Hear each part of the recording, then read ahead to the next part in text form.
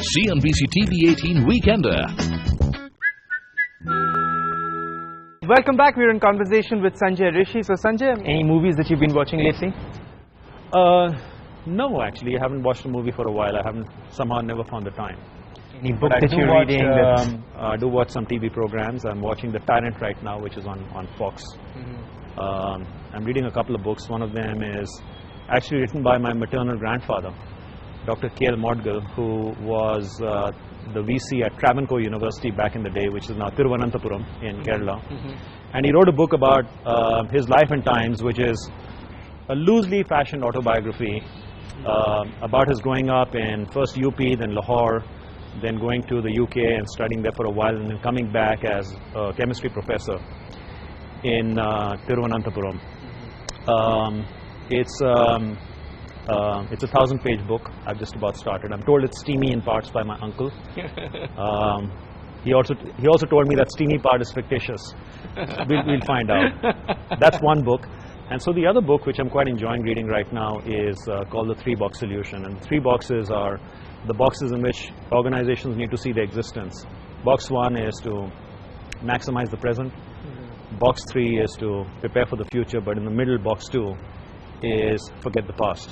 And maximizing the present is all about maximizing profits. It's the present moment.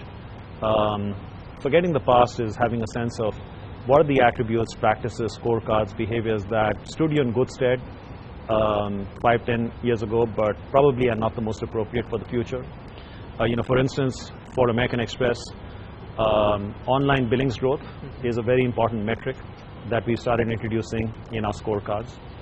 And then the third box is to obviously to maximize for the future.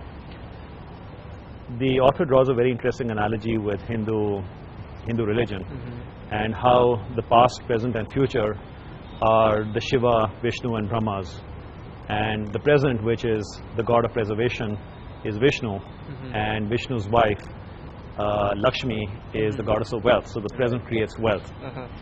Forgetting the past or getting rid of old values is likened to Shiva the destroyer and his wife Parvati. And preparing for the future, looking for signals in the environment that will help you become successful, is likened to the god of creation, that's Brahma. And his wife Saraswati is the goddess of learning. And preparing for the future requires a lot of investment in learning. So I kind of like that analogy. Yeah.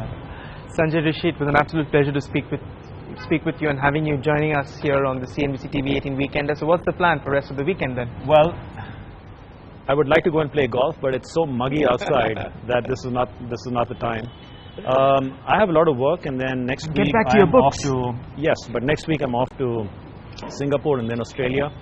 We have a recognition event for our best performers in Singapore next week. And then I have some work in Australia. Wish you all the luck with that. Thanks once again for joining us. Thanks a lot, Ronojoy. Thank you. CNBC TV 18 Weekender.